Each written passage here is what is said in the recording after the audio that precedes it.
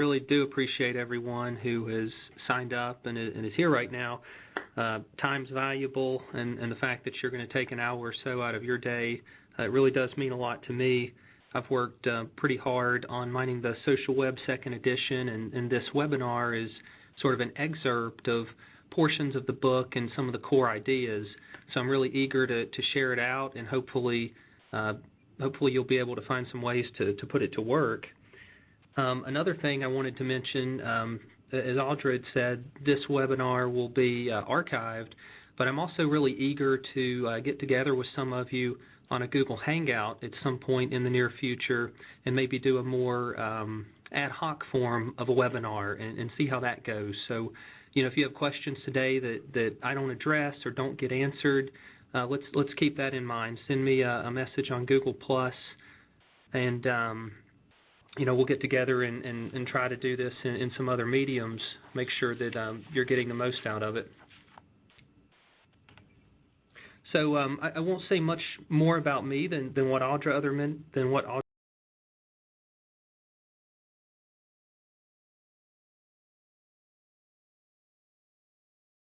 just mentioned, other than by trade, I would consider myself a computer scientist.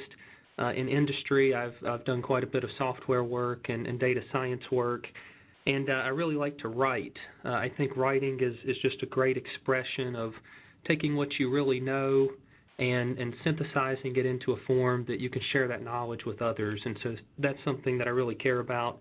That's basically the reason I seem to have this chronic writing disorder, as my family calls it, 5 books in 5 years. It's quite a bit of nights and weekends spent at the computer, but it's something I'm passionate about, really care about, and I hope it's something that ultimately will benefit many of you. I didn't actually put my Twitter handle for myself or for Mining the Social Web in these opening slides, but I think Audra's going to chat that out to you in case you want to connect or send a tweet or anything for me to follow up during the webinar. Yes, I just pushed that out to the audience. Okay, great. So just a little bit on Mining the Social Web and just to set the stage for, general social media conversation and why Twitter's all the rage. Mining the Social Web, sort of the goal I have for the book and for this webinar too, is to help you find ways to transform your curiosity into insight.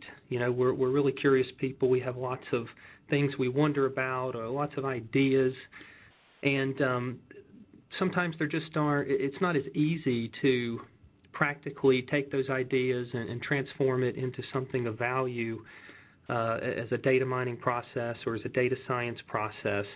And so first and foremost, I like to think of Mining the Social Web as an open source project because I've really put a lot of time into the toolbox that will help you to access social web APIs like Twitter's API or Facebook's API. And the book really, I think of as just a form of like premium support for that code, for that project. So it's sort of a standard open source business model in that regard. I'm trying to give away everything I can for free, as much of my time as I can, all the tools that I can pull together, all of the knowledge I can accumulate. And then the book is just sort of an extra deep dive on some of the core concepts and an extended discussion. So that's sort of the way I would think about Mining the Social Web as a project and as a book. So for today's presentation, I just want to spend a few minutes and just sort of motivate the problem. Social media, why is it relevant? Why is it interesting in particular? What's the deal with Twitter lately? As they get to IPO and they start to create value for potential investors.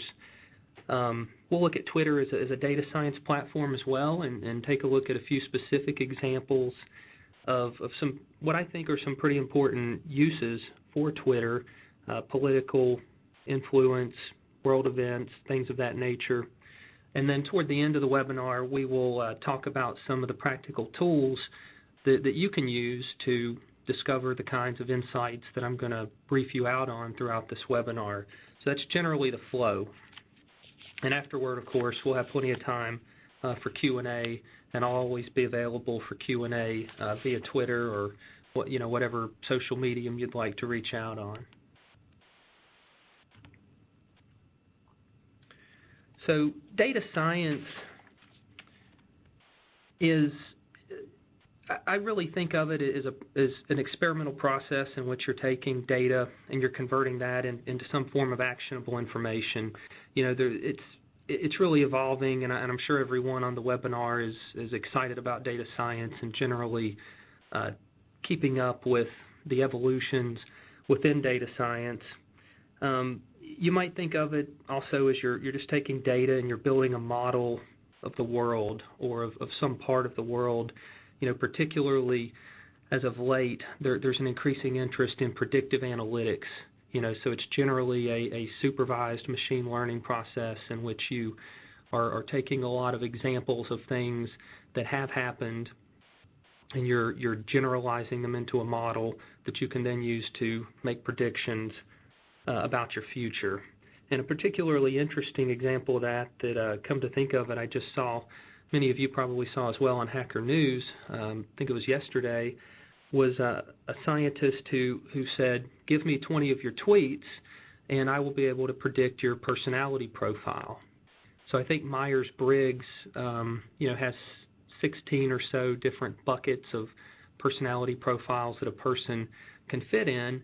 And if you've never looked up your Myers-Briggs type, you really should try it sometime. It's really interesting to fit into that process because we tend to think we're so very unique, and we are, but at the same time, I find my particular personality type to be strikingly accurate, and I know many others who have done that test feel the same way. So think about that from the standpoint of, can we just take this big data exhaust Twitter, and can we selectively filter out some tweets from a particular person, and can we go through a data science process to then create, say, a predictive model that provides value in identifying your personality type or recommending, some other type of content or generally adding value for you. As I think about data science, those are generally the kinds of things that come to mind. We're creating a model and we're using it for some purpose in the world that will drive value. There's a tremendous digital signal explosion that's happening. One model of the world that you may have heard is that you can think of people as signals, and there are all sorts of syncs, like social networks, for example, for these signals. And so as this social and mobile phenomenon continues to grow, we see this acceleration in this data exhaust, like Twitter, that starts to emerge. I believe Twitter claims that they see 1 billion tweets, that's 1 billion with a B, about every 2.5 days the last time I checked. And so you can imagine across other social mediums as well, Facebook, LinkedIn, GitHub, you have a similar type of exhaust that is there, and there's really this problem of alchemy in how do you take that data and ultimately convert it into gold, into some actionable information that is monetizable. So I actually think the phrase data alchemy is actually a pretty good one, because you're monetizing what might otherwise be some type of waste material. Of course, we all know software is also eating the world. I think Mark Andreessen is credited with that particular quote, and this is really opening up opportunities for all of us who are interested in data mining, because I really think that's where the future of data science is leading us, into mining nuggets of value out of the data. I won't go through all these numbers, but I do want to just throw out a few stats just to kind of back that up to some degree. We're dealing with hundreds of terabytes and tens of thousands of likes and literally billions of pieces of content. And this last bullet is the one that I found almost the most surprising, which was that according to some estimates, the volume of business data worldwide is doubling every 1.2 years or so. And so as you see data exhaust continue to accelerate, we have this great opportunity, which is that we have spent so long creating technology to create data and data byproducts that the pace at which those data byproducts are being created is outstripping our ability to really understand it or create value from it or do something with it. And of course, that's the purpose of a work like mining the social web or data mining process in general. The purpose of this webinar even is to motivate that there's real opportunities to create value because of that exhaust. If you try to quantify this a little bit in terms of people, there's roughly 7 billion or so people on the planet right now, last I checked. We're getting into billions of people in social media actively engaging, creating that digital exhaust. So, more than 1 billion Facebook users. As Twitter's IPO approaches, they're starting to release some more numbers. I have 500 million users here on the slide, and I believe the way that breaks down is about 400 million monthly visitors with about 200 million monthly active users. So we're talking hundreds of millions and even potentially billions of people, creating this exhaust that we can mine. And why all this matters in a sentence to me is really that I think this is the frontier for predictive analytics. So in general, how do we better understand world events around us?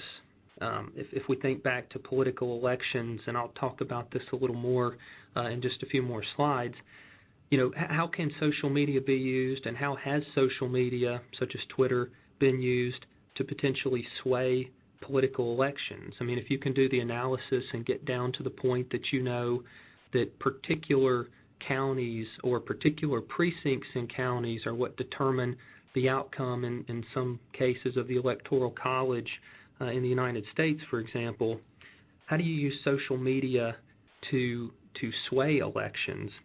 How do we analyze sentiment to better find products that will work for us or that are just good products in general? They think of this as a consumer reports sort of on a universal scale by mining data.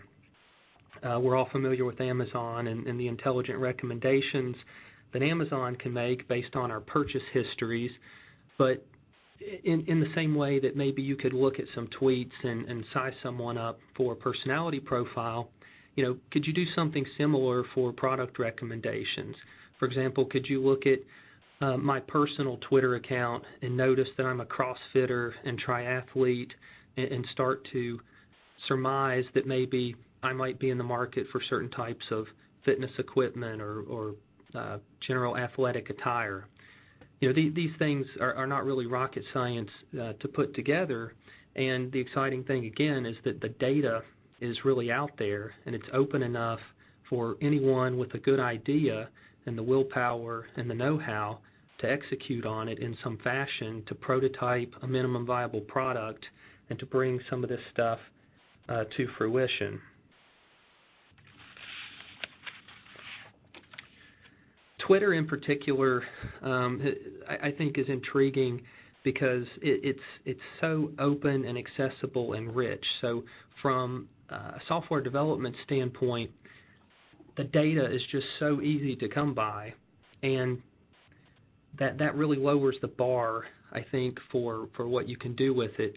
It was just the other night I had some folks who were, I think they were seniors in high school.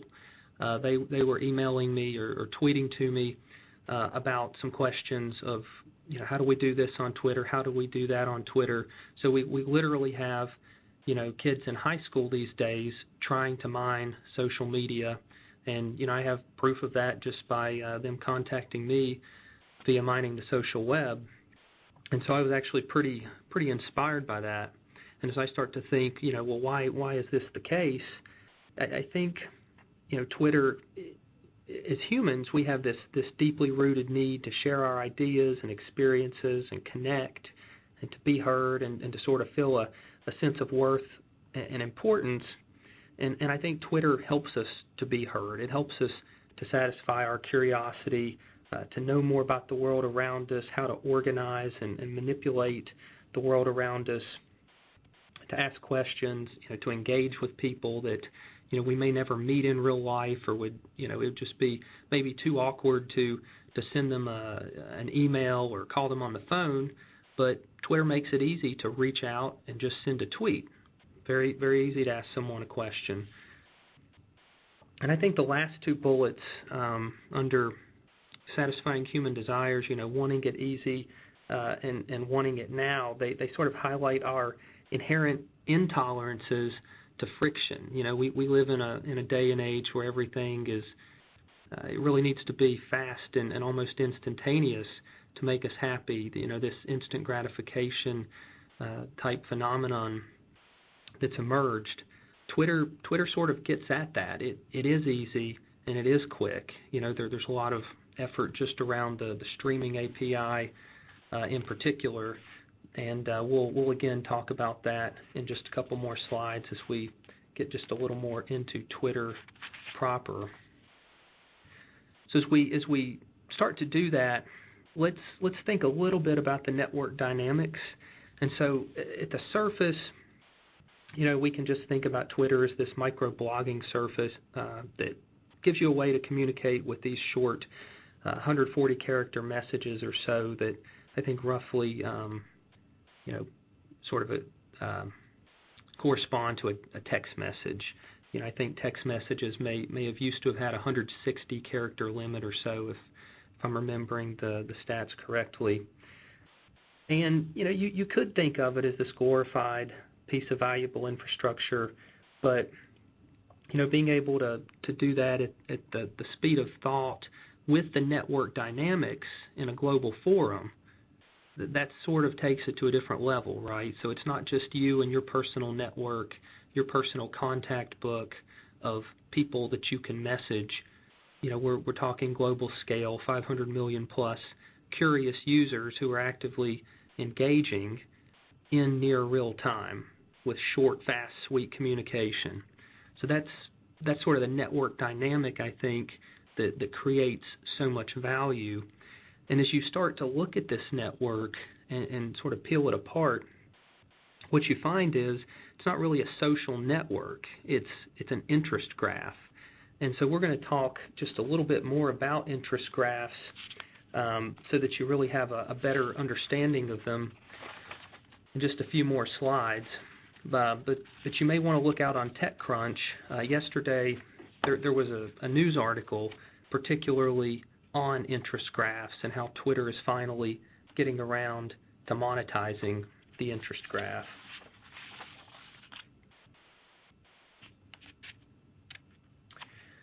So what is in a tweet? So I think immediately we would say things like, well, there's 140 characters of content. There are hashtags. There are user mentions. We all know that, and that's great.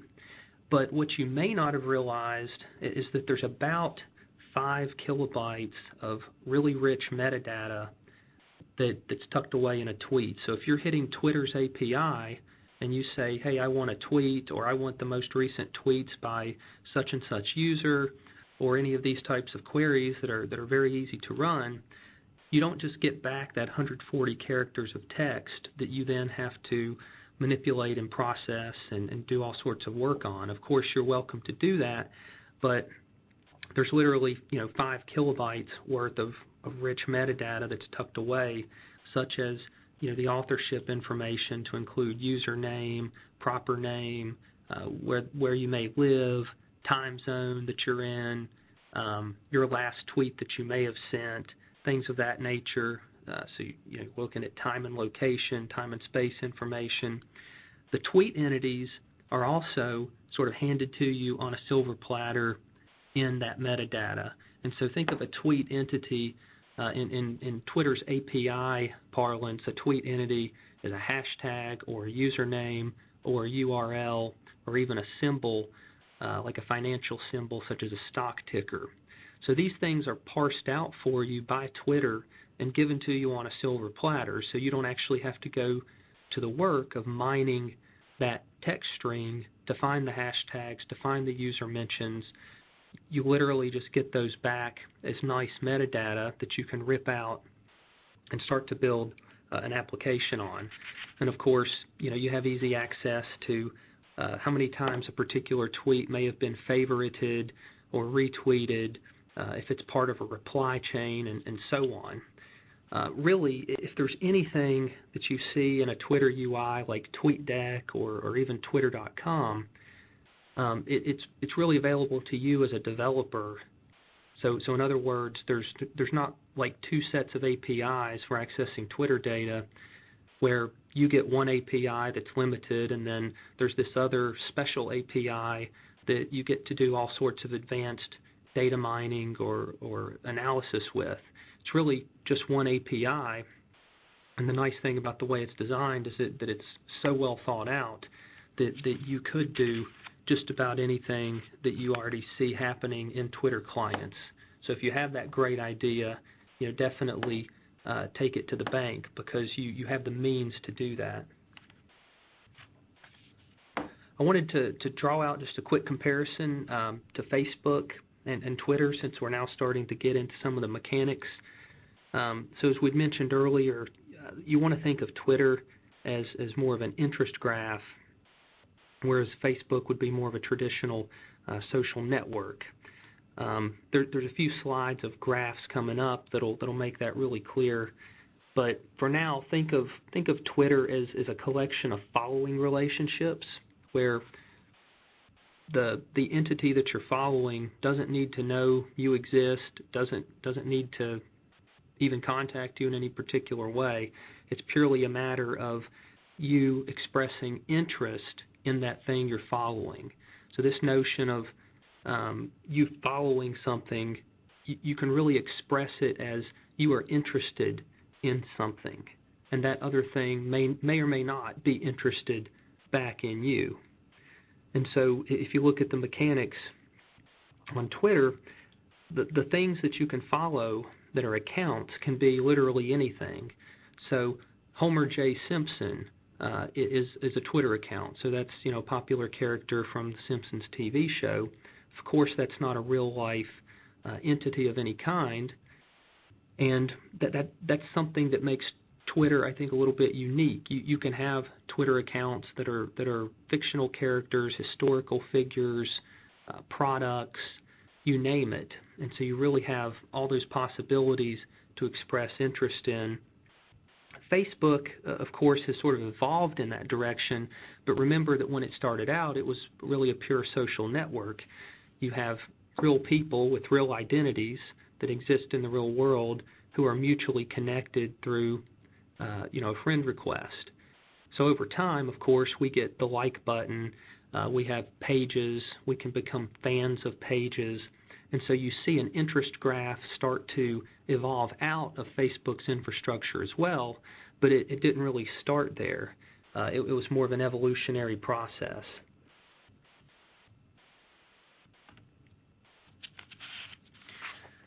So let's look at this graph here where we have 5 people, and let's think of this as a social network where given a node in the graph and a line between the nodes, there's a connection that's a social connection between them. There's this mutual acceptance criteria that has been satisfied. Now let's juxtapose that with an interest graph. So I've kept the same 5 people in here, but I've removed the edges between those 5 people to take away the notion of a social network, and I've added in a couple of additional nodes that are bands. So we have U2 and Wanli Skera, and we have different people in the graph being interested in those musical entities. And so in this case, I've given the arrows directionality just to show that, for example, Anna is interested in U2. Now, if we sort of morph those two together, we get closer to the way we were just describing Facebook earlier, where you have a hybrid model. You have this thing that you might consider a social interest graph, where we have these social connections between people that are person to person, but we have these following edges between people and entities such as U2 or Wanley Scara. And so in Facebook terms, the people would obviously be the Facebook users. The musicians might be the Facebook pages. If you were to try to express this on Twitter, a rough approximation would be, from the interest graph standpoint, that you have the following relationships between the people and the organizations or the bands, if you want to think of them as that way. And then you may have 5 people who in real life really know one another and are mutually following one another on Twitter. If you were to try to cast the actual users as a social network, I think that's probably the way you would want to frame it. So what if we take the music away and we substitute something, maybe slightly more controversial or even just generally interesting at a time like when the government is shut down here, such as politicians. So, to try to keep this as innocuous as possible, I've substituted in 2 politicians here who are Costa Rican presidential candidates. So earlier this year, just last month, I went down to Quito, Ecuador, to an investigative journalism conference where the journalists were really interested in social media as a means of swaying political elections, or just generally understanding, how maybe in touch the population was with social media, what the reality for the poll on the street would be compared to, the perceived popularity or influence of a candidate online. And so I've substituted in these 2 gentlemen. On the left is Johnny Araya, who's the current mayor of San Jose, and on the right is Dr. Rodolfo Hernandez, who is just a presidential candidate, a doctor who is now interested in politics. And so, we don't have to think too far back to the recent presidential elections. The Obama campaign did a tremendous job of using social media in both campaigns, particularly the last one.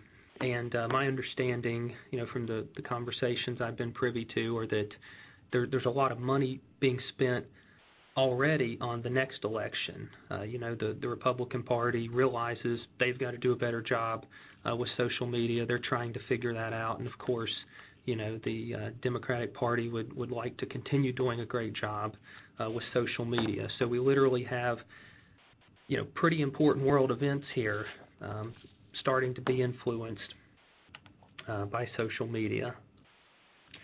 And so both of these gentlemen, as I've mentioned, they have Twitter accounts, they have Facebook accounts, they have online presences, and you're more than welcome to look them up and see for yourself how you think that they're actually doing from a social media standpoint. Just want to present some data points out to you as one of the first three topics that we'll talk about, which were politics, influence, and world events. And so in this political realm, I captured some data points just over about a 3-month period or so, and I just noticed that the label in one of my slide columns shows that that's actually a 1-month change, but that's actually a 3-month change, and I can chat out the correct column heading for you just as soon as the webinar is over. But the key point here that I wanted to make was just over a relatively short period of time, we do see activity on Twitter. We do see certain candidates making efforts to gain momentum, to increase followers. You can also look at this from the standpoint of who candidates are following. So again, if we want to know a little more about a candidate and we say, well, you're interested in who you're following, and what does that tell us about you as a candidate? I went ahead and pulled all the followers for the candidates, ranked them by number of followers just to look at the most popular followers who are here. And some interesting things turned up, right? So both presidential candidates are apparently interested in President Obama. Both candidates, you see the screen name Laura_CH that's highlighted. So she is the current president of Costa Rica, so that would generally make sense. Nacion is the newspaper in Costa Rica, a popular newspaper. Paul Coelho is a well-known Christian author, so that gives you a little insight maybe into Johnny Araya and his belief system, for example. So that's pretty interesting to know, a good data point. And the key takeaway here is, what do you see, and then what don't you see? So you don't see Lady Gaga, you don't see Miley Cyrus, you don't see, really popular musical bands at the top here. Now, of course, these are political candidates, and, maybe you wouldn't expect to see that, but for the general case, you could potentially see that any Twitter user is following anything. And so if you think of this as a more generic process in which you want to take an arbitrary Twitter user and you want to learn something about that Twitter user in a purely automated fashion without a human having to go and do a bunch of manual analysis, this might be a decent starting point. Pull the followers, rank by popularity or sample, and take a look and see what you find. Of course, we also want to see, what candidates are tweeting about, and in this case, I took some of the tweet entities, the most popular ones, again, ranked and included them as just a tabular form here. And so we see both candidates are talking about themselves a lot, which is not surprising. They're certainly trying to drive traffic and sort of raise awareness for their particular causes. I believe that in Johnny Araya's column there on the left, Tania Moya, I believe she is a social media strategist of some kind, so that's interesting. And we see that, again, Laura CH appears near the bottom of the list for El Doctor 2014, who was Rodolfo Hernandez. Another thing is that Rodolfo Hernandez, as it turned out, is really pioneering just a little bit in his use of YouTube and videos for his presidential campaign. And so we notice in his column, YouTube shows up, whereas, it didn't in the other column. And that was consistent with a deeper Facebook analysis that I did on him. His most popular post that essentially went viral and led to a massive number of Facebook likes and activity was a YouTube video. And so I think he's very shrewd in how he's thinking about using social media and Facebook and just video in general.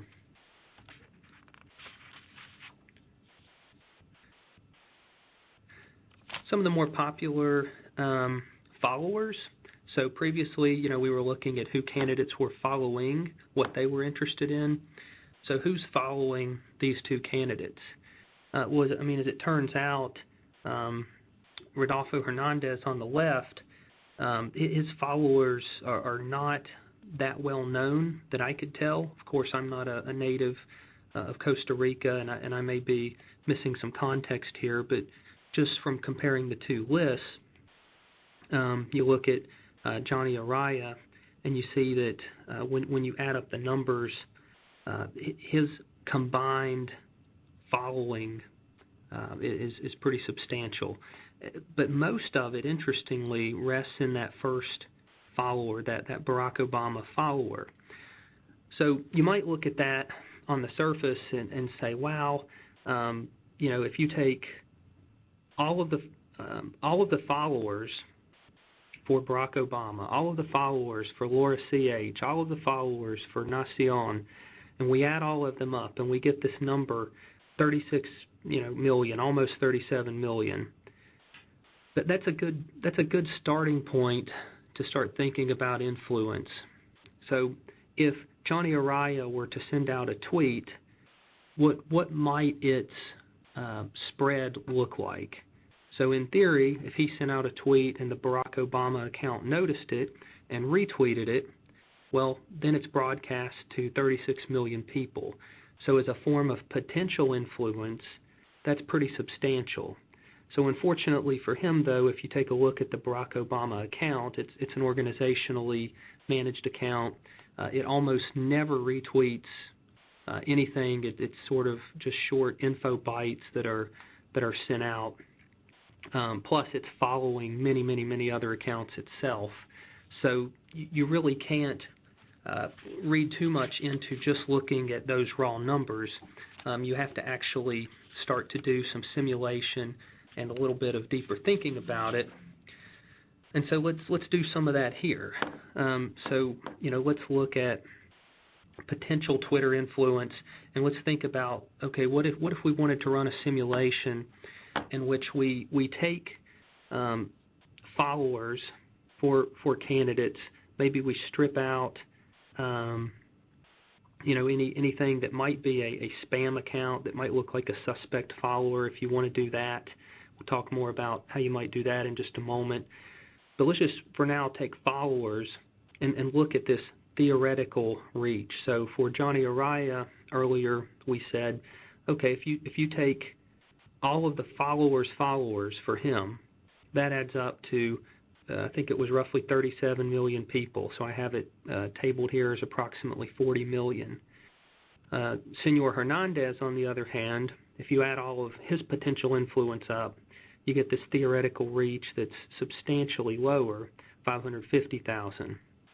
Bearing in mind most of Johnny Araya's influence was from that Barack Obama account, is completely lopsided toward it. What happens if we start to run some simulations? What happens if we say, well, what if 10 random followers were to retweet a tweet? So let's take 10 random followers from Johnny Araya. Let's see how many potential people would be reached if 10 random followers retweeted. And let's average out a number. So let's do that, say, 100 times, average that out, and see what we come up with. Well, in this case, come up with 490. In this case, oddly enough, Senor Hernandez here ended up with a higher potential reach, which is counterintuitive, to say the least. And so that starts to tell you a little something about the distribution of the popularity of the followers. And so this is something I wrote up a little more in a post. I've tried to include URLs here just so that everyone can look those things up for themselves online to get a deeper sense of where the numbers came from and how to think about them. And in terms of thinking about this influence metric, I'm currently running a sort of a multi-part series.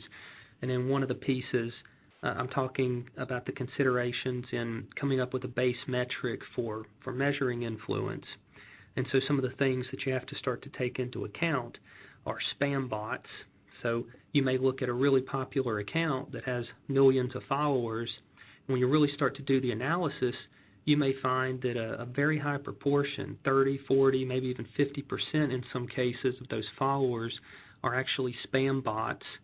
If they're not spam bots, they could be inactive or abandoned accounts. In either case, you can't really harness either of these for effective influence. They're not going to be influenceable. You may also look at that distribution and see that there are a lot of accounts that follow so many other accounts that the likelihood of them noticing you is probably zero. So, for example, if I were followed by a really popular account that didn't follow many people, that might be a really good thing because that person may notice my tweets more often. If I'm followed by a really popular account that follows everyone back, we all know that the sort of the Twitter experience is a little bit unmanageable. If you're following more than a dozen or low numbers of dozens of people, it's really hard to just keep up with what's going on and to curate users into any meaningful fashion that you can keep up with. So if you blink, you might miss something. So that's a consideration. And just in general, as we were talking about earlier, you have these networks, these network effects of retweets and accounts. So you may retweet someone who isn't very popular themselves, but they retweet and it's picked up, on the second level by a very popular person. So these are all just variables, that sort of add some complexity to the situation, but you just want to keep in the back of your mind as you're thinking about influence on Twitter and how you measure it. I sort of close out this section with just a simple pie chart. So back to Senor Araya and Senor Hernandez, just in terms of raw numbers, Johnny Araya certainly has more followers. It makes sense because he's the current mayor, again, of San Jose, the most populated city in Costa Rica, whereas Rodolfo Hernandez is sort of up and coming. Now, what was surprising was that when you looked at Facebook, it was not nearly as lopsided. In fact, it's getting close to even at this point in time. And as you do a deeper dig on that, what you find out is that Senor Hernandez just launched his Facebook campaign in March of this year. So his rise to popularity on Facebook has really grown at quite an impressive rate, whereas Johnny Araya, his account status has sort of stagnated to some degree, and generally you just haven't seen the growth. So while I would say Twitter is all the rage at the moment, don't lose context of other social media such as Facebook. In particular, in a lot of Latin American countries right now, I know that Twitter's sort of up and coming still, whereas Facebook is just more commonly used, more commonly accepted, and generally that's where people are spending a lot of their time. Wanted to run through as our final segment on just looking at Twitter as a data science platform and some of the things you can do with it. I put together a post, fairly lengthy and meaty post on Syria. So over time, I collected about 1 million tweets with the hashtag Syria in them from roughly last month, as the events in Syria were just starting to take shape. And I did some basic analysis, sort of a who, what, where, when, and why as to what was going on. And we'll walk through that here in each slide. As for the who, I looked at the tweets and basically did frequency analysis on the screen names that are in the tweets. And so I break out, the actual screen names and the particular data points for you in the blog post that I've referenced here. But what you see is something that's sort of like this power curve. It's a curve with, a really long tail where not many people are mentioned all that often, maybe just one time or two times, but there are certain people who are mentioned extremely frequently. And what you generally find when you're looking at some type of topical analysis or even just a general analysis of natural language is that this power law distribution tends to come up quite a bit. And so if you were to look at this and try to figure out, okay, who was being talked about the most, that might be a good starting point for you to look at the head of that tail as opposed to the tail itself.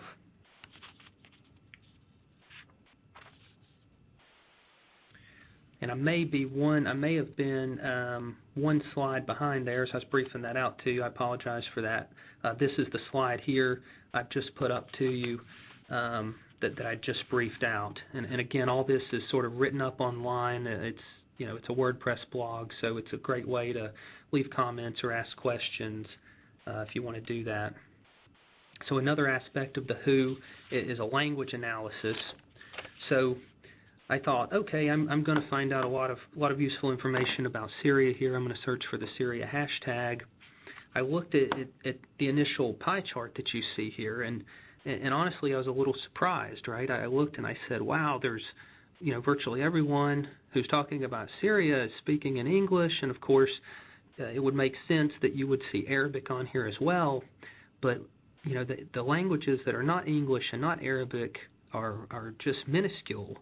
And I scratched my head and started to think about this and had some dialogue back and forth on it. And it sort of makes sense when you peel back the onion that if you're searching for the hashtag Syria, where Syria is an English word, that you're mostly going to see English. Whereas if I'd searched for the hashtag Syria, where Syria was in the Arabic alphabet, you would probably have seen something that would have been like the inverse of this. If I'd searched for,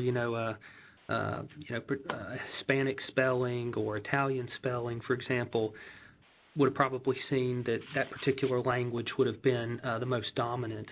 So you want to keep that in mind as you're doing a topical analysis. You're probably going to bias your experiments based on the alphabet that you're using, and you may need to consider multiple languages. So if you break out the 3% that was from the previous pie chart that I had labeled other, it spreads out to quite a few languages. Of course, we're only talking, very, very small numbers of tweets here, but I did want to go ahead and show that, yes, well, the whole world is talking about Syria. It was just the case that the way I had chose to sample the data had been a little bit short-sighted in that I didn't really capture that global audience quite the way I had thought I would when I started out. So we've talked about the who. As you look at the what, a good place to start with the what is to look at tweet entities that might have co-occurred with that Syria tag. So remember that all the tweets in the collection here would have had the hashtag Syria in them. And so I'm looking at the distributions now for any other hashtag that would have appeared. So you might have seen like the hashtag freedom or the hashtag, corresponding to a particular political point of view. URLs are tweet entities, remember, so lots of URLs pointing to blogs and news sources and opining and opinions about this topic. And of course, screen names appear as well, which are always interesting to see, who's getting talked about the most. And of course, in this particular analysis, Barack Obama was one of the most popular usernames, as you recall, because he was initially trying to work with Congress to get support to determine what to do about United States' involvement in the situation and so on and so forth. So that was a particularly high one, as any head of state might have been expected to be at that point in time.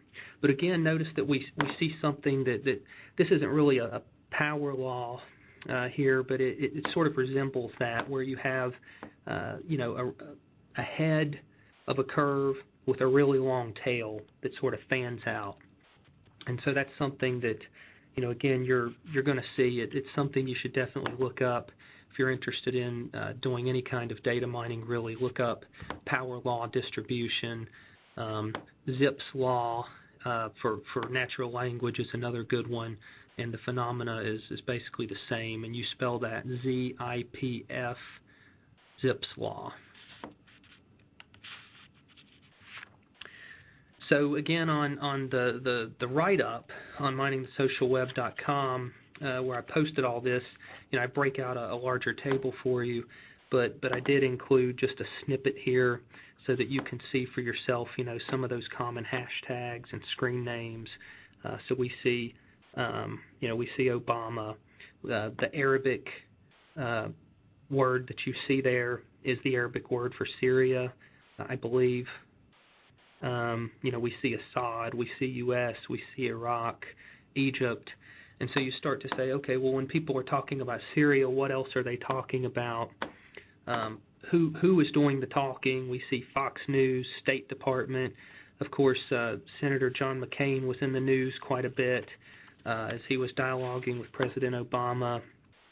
And then, of course, we have a lot of news here. If you look at a lot of those URLs that are the bit.ly links, those are links to popular news stories that were tweeted and retweeted by news bots and retweeted again by news bots and so on. So some of those have a really high frequency.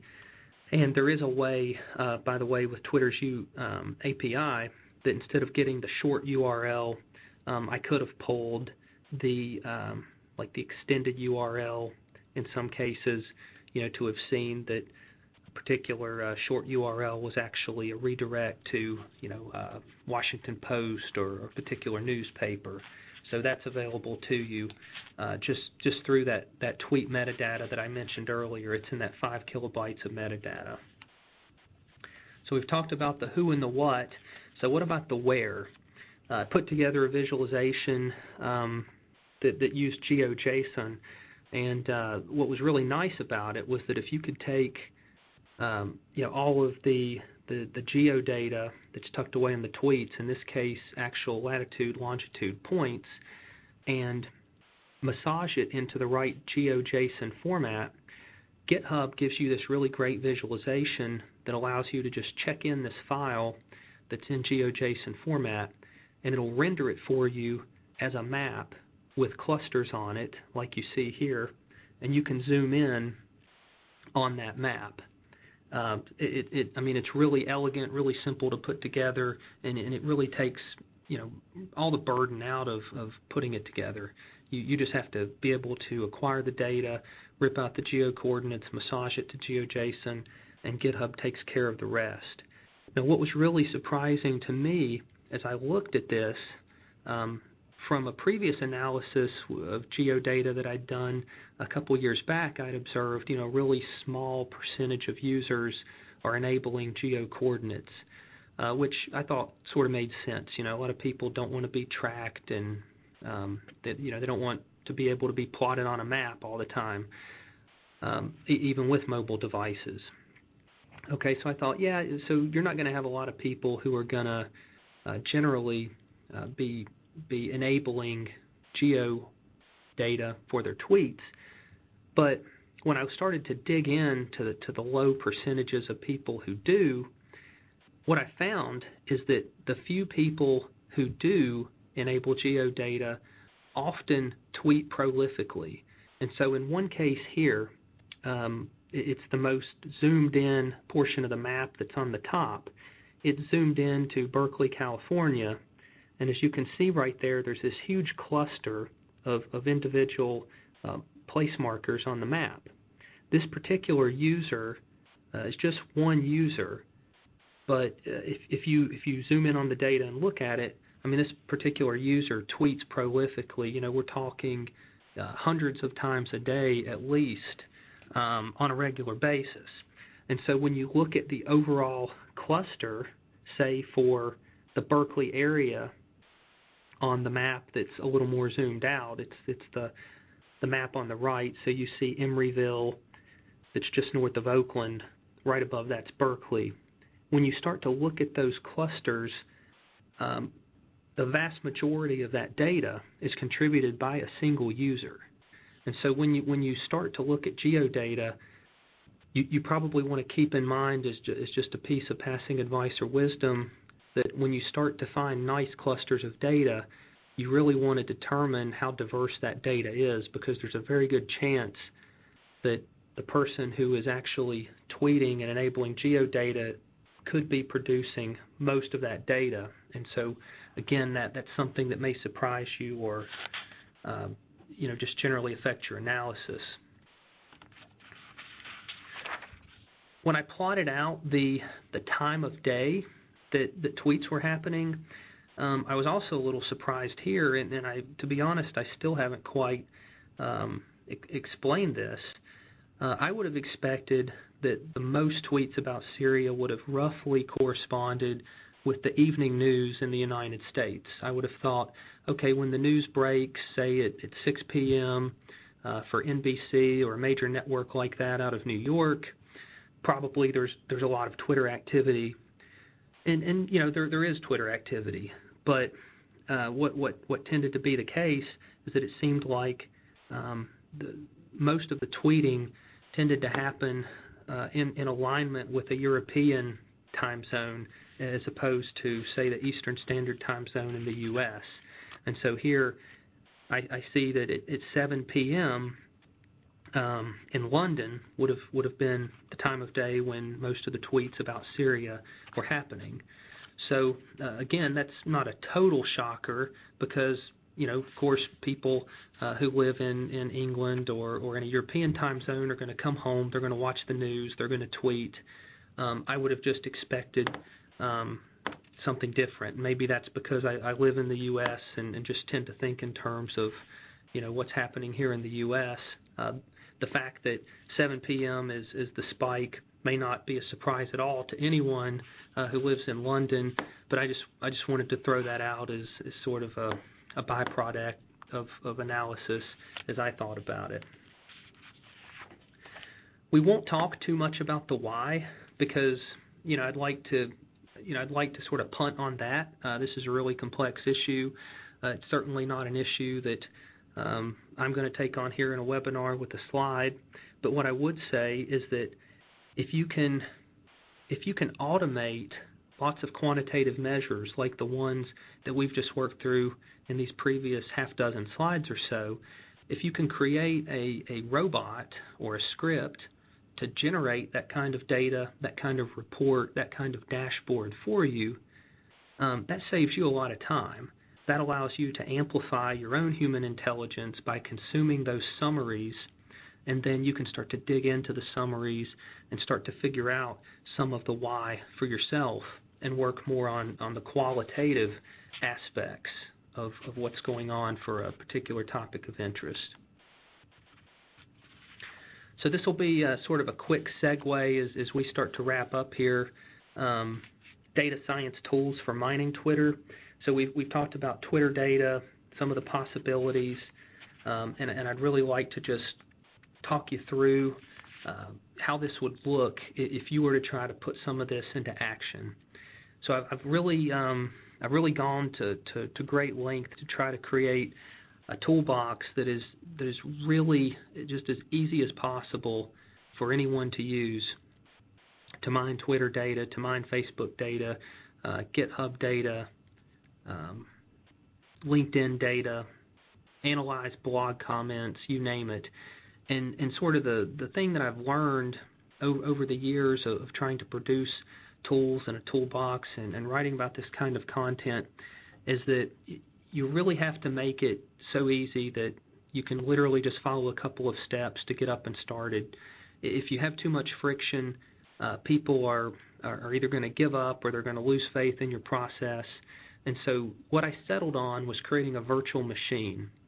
So imagine that you can just go to a website, you can follow basically 3 steps that are just point and click installs. You can come back to your machine and you can have a GUI with code in it that you can then start to tinker away with, copy and paste. That's basically, you know, what I'm providing you with what I'm calling the Mining the Social Web Virtual Machine Experience. And again, this is the open source project. This is not trying to sell you a book. I really believe that if you find the open source project valuable enough, you'll probably want to read the book, and sort of that's the way I'm looking at all of this.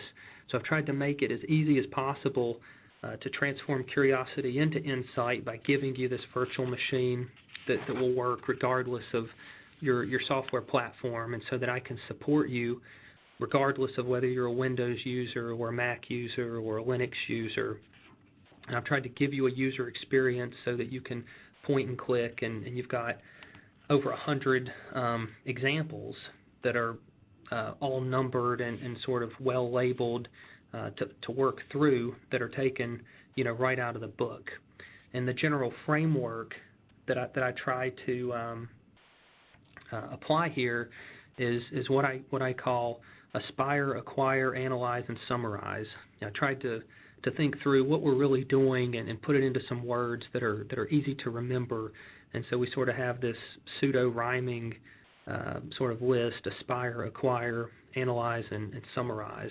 So the idea is you want to aspire to do a particular data science experiment to learn something. You're going to acquire the data to do it, which I'm going to give you the tools to do.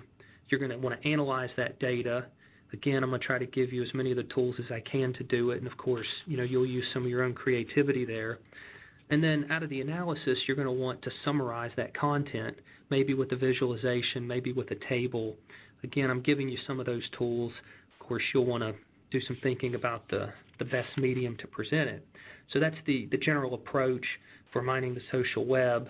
In each chapter sort of tells you a story, about a particular social web property that uses that process, but then cover to cover across chapters, I've tried to tell you a story as well, whether you're reading the book or you're working in the IPython notebooks.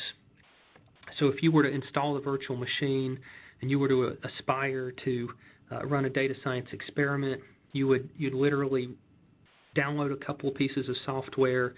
You'd wait 20, 30 minutes for all the different components to load up and download and build your environment for you. And then you'll point your web browser just to localhost port 8888, and you'll get this nice listing where it's organized topically, by Twitter, by Facebook, by LinkedIn, and so on. And so then if you were to click in to, say, the Twitter notebook to acquire some data, this is what you would see. You basically have these cells that have code in them. You literally just put your mouse cursor in the cell and click the run button, or there's some keyboard shortcuts you can use as well. But really, the hard work, the template is there for you, and so you can literally just click through each cell in the notebook, sort of follow along with source code that I've tried to design to be really easy and helpful for you. And at that point, you can start to modify, to tweak, and to tailor, the actual examples to be more of specifically what you're trying to do. So I think of this, a little bit is almost trying to create, a generation of script kiddies for data mining. I want this to be so accessible and so easy for people to do that everybody does it, because I think there's so much value to be had from people being better informed and being able to do this for themselves. If you were to analyze the data, you'll of course see the raw data displayed out in the notebook here. So in this particular example, we've checked Twitter for the trends, the trending topics, which are what you see when you're logged into twitter.com. In this case, we've just gotten, say, the world trends and then the trends for the United States programmatically. And of course, we can reach into them, get those trends. Given a trend, we could then say, well, I want to get 100 tweets about that trend and start to analyze those 100 tweets, for example.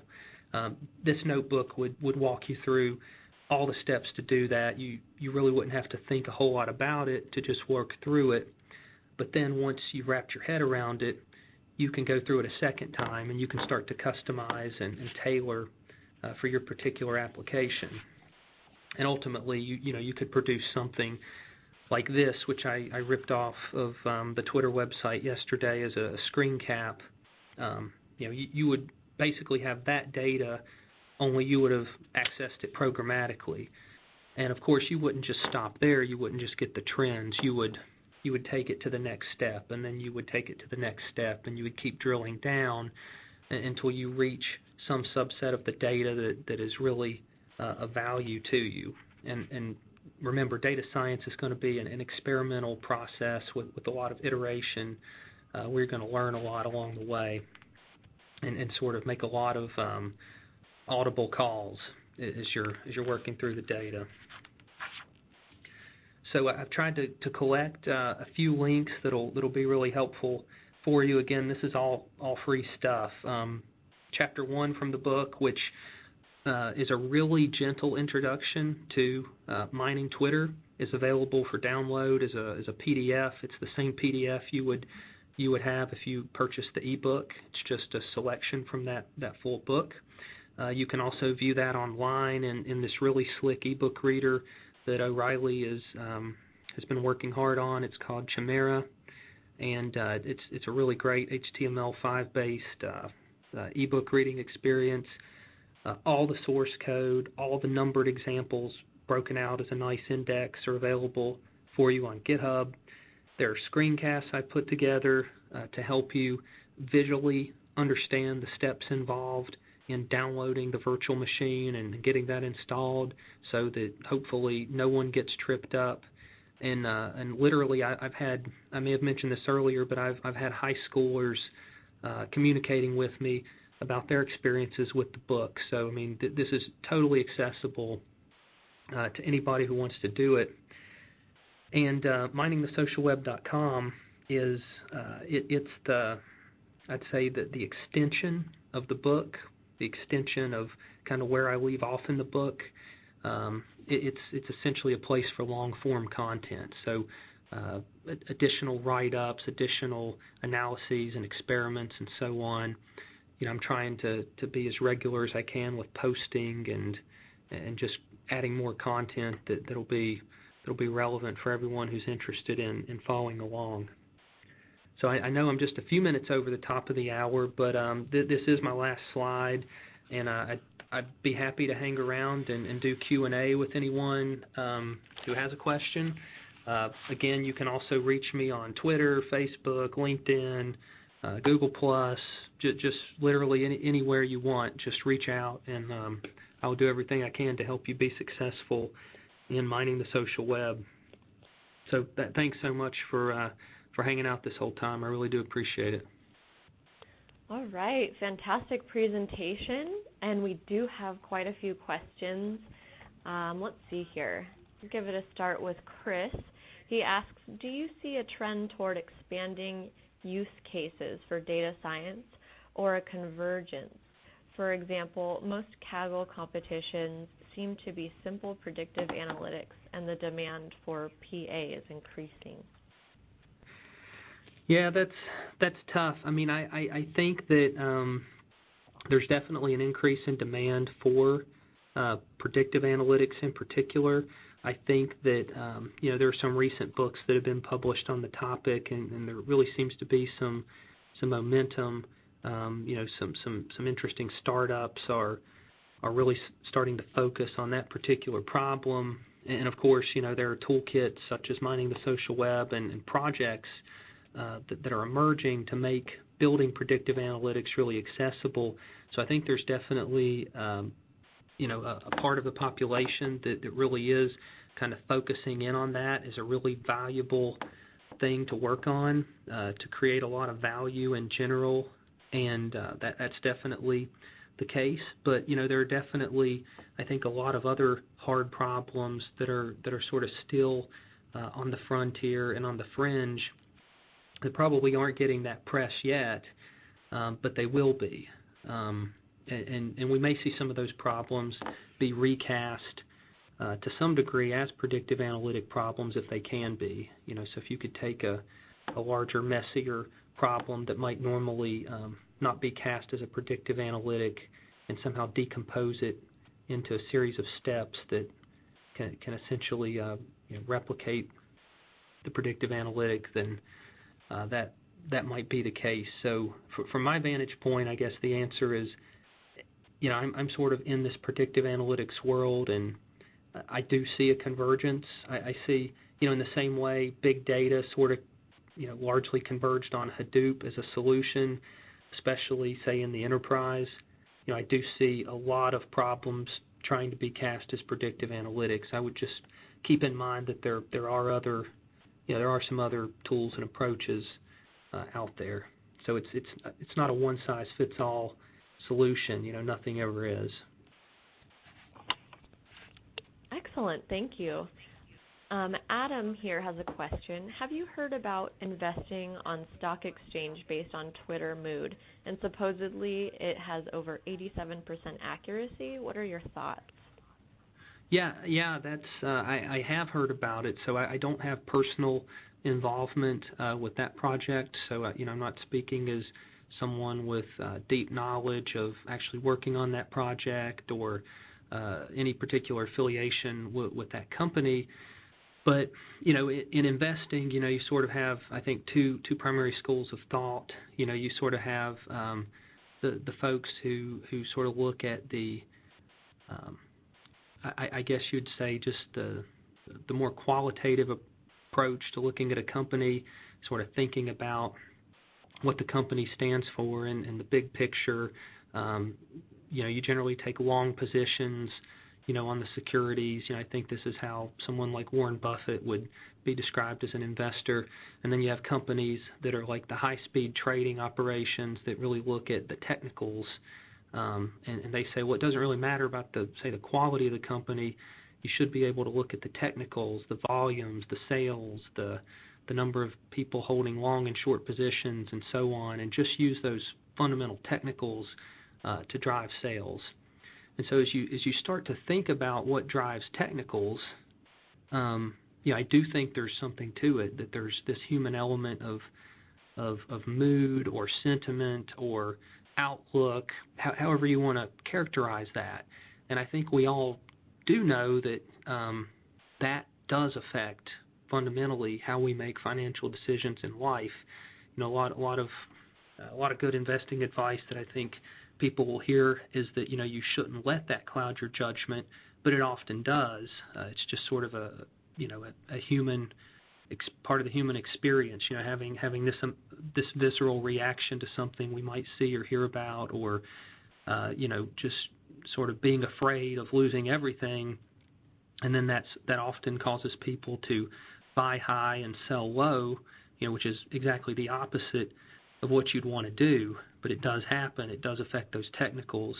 And so when I hear that there are research efforts to use Twitter or to use social media to look at what's happening in near real time, and so we do need to remember Twitter has APIs. It's called the streaming API that you can tap into even without special permissions or affiliations with third-party providers. You can just tap into that streaming API and have access to that real-time fire hose, or at least up to 1% of it, which is a sample. And you can use that data to make predictions. And I guess I would say I don't doubt that you can predict stock trends with a great degree of fidelity based on Twitter. I mean, 87%, that sounds really high. I mean, it almost sounds too high, right? So I can't speak to that. But I am not surprised at all that people are working on that problem and are probably figuring out ways to be successful at it. And so that's just another great example of a predictive analytic. So you take all of this data exhaust that people are spewing out on Twitter, and in aggregate, there's so much of it, and it's so messy. What do you do with it? Well, here's how you can be an alchemist, and you can literally turn it into gold and make money. All right. And Tracy here wants to know, approximately how many tweets did you gather to conclude your data for your Syria project?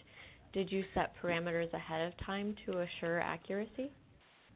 Yeah, so what I showed with Syria, so everyone should please bear in mind, I was not trying to really conclude anything in particular. I was really trying to just explore the data, to wrap my head around what was going on in the Twitter world as it related to Syria.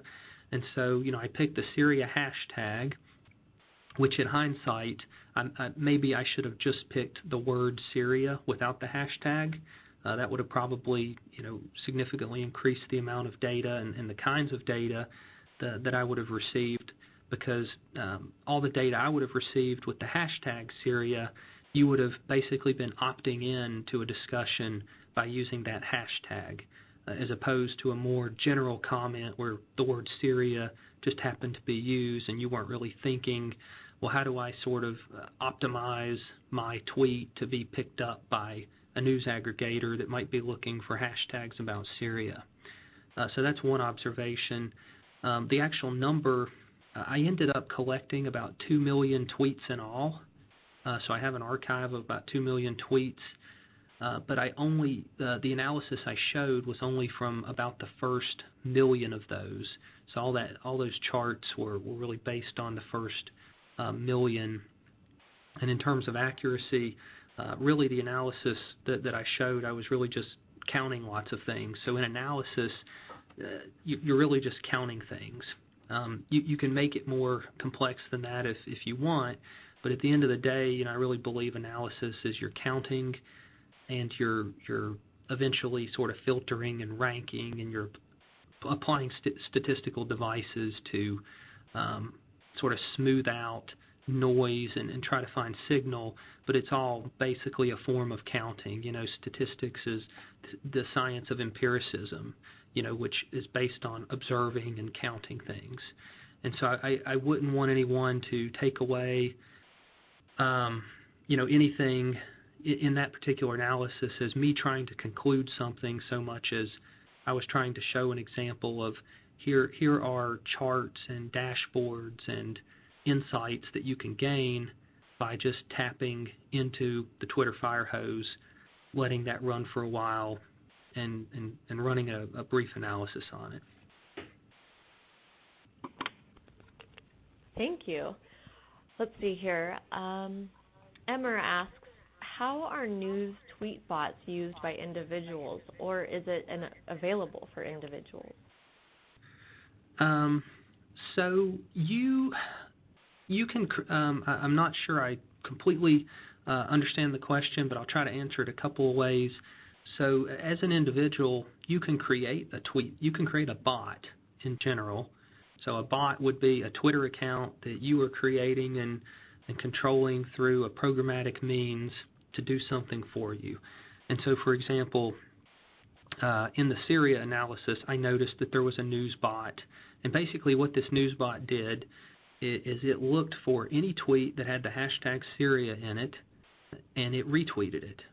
So imagine a bot that is listening to the live Twitter stream, the fire hose, and anytime it sees something with hashtag Syria, regardless of who sent it to whom, it sees it, and it retweets it. And so in theory, if you wanted to know anything and everything that's happening about hashtag Syria, you could follow that bot, or you could look at that bot, the tweets that it's sending out. It's just rebroadcasting for you. So it would be like, you would characterize that as a retweet bot. Now, of course, you could have a much more intelligent bot than a retweet bot. You would just have to think through, the logic that would be involved in creating it. So if you imagined, okay, what if I as a human were to sit down all day and do nothing but tweet? I'm just going to constantly look on Twitter for certain hashtags, certain topics, certain conversations, certain news stories, popular tweets, whatever. If you can write down in words what you would do as a human being, there's a really good chance you could code that up as a bot, effectively a robot, which is where the word bot comes from. It's a software robot that would just be doing that for you. So you totally have the means to do that right now through the Twitter API. You would just have to decide what would the purpose or objective of my bot be. What would the criteria be for what the bot is going to do, and can I code that up and deploy it on a web server to actually do the work for me. So hopefully that answered the question. I think that's the best I would be able to comment on it as it was asked. Yeah, I think it sounded like a good commentary, and I didn't see any objection to your answer, so that's good. So we're just going to have one last question here, and it's from Earl, and he just wants to know if your book discusses the open source code. Yeah, so again, think of the book as a form of premium support for the open source code, where I'm just using the word premium in the sense that, like, the code is free, but the book isn't, right? So again, I've tried to create a project that is totally accessible, totally usable, will provide a lot of value in and of itself. And, again, I'm trying to give away everything. I'm holding nothing back. There is no premium stuff that I'm keeping in reserves. It's all out there. It's all going to be out there on miningthesocialweb.com or GitHub or Vimeo. The book is just a lot of concentrated thinking about the story behind the code, the rationale for why the code works the way the code works, some suggestions for how to think about studying the code. And so the book, I've really tried to focus on making it a good reference book, in addition to just having it be a book that tells a good story that is easy to follow along with and easy to learn from. So the sections are numbered, and there are objectives laid out for each chapter and suggested exercises at the end of the chapter, and just commentary throughout. So for example, you may read, as you get into the book, the chapters gradually get a little more complex. And so if you're just looking at the code, you may read the example and it may tell you what it's doing. And you may say, wow, that's sort of complex. I don't really even understand what that word means. What does it mean to cluster data? Well, if you read the chapter corresponding to that particular IPython notebook with the code in it, there's an extended discussion of clustering, let's say, that talks through, well, what does it mean to cluster? Why would you want to cluster? What kinds of problems can you solve by clustering? And so on and so forth. So when I say the book is premium support for the code, that's basically what I mean. It's as though you would have access to me and ask me that question, and I would write you out a response and say, here's the best answer I can give you. All right. So that's it for our webcast. And Matthew, is there anything else you'd like to leave with the audience before we leave today? Again, I mean, I really do mean it when I say thank you for sticking around and listening. I've really put my heart and soul into this book, into this project, into this webcast, in preparing for it, and I really do hope it was a valuable use of your time. And I want to do anything I can to help you be successful with the project and with your own social web mining endeavors. So please, connect on LinkedIn or like the Facebook page or follow on Twitter or whatever your preferred medium of staying in touch is. And let me know if there's anything I can ever do to help you. I'd love to. Wonderful. Thank you so much for a fantastic presentation today. And again, thank you all for joining us. We love that everyone from all over the world joins us and our neighbors here as well. And that concludes our webcast. So thank you all for joining, and we hope to see you at future events. Again, I pushed out that code so you can get a discount for Matthew's book, Mining the Social Web, and that's his second edition. So thanks again, Matthew, and have a good morning, good afternoon, and good evening for wherever you all are from. Goodbye. Thanks, everyone. Bye.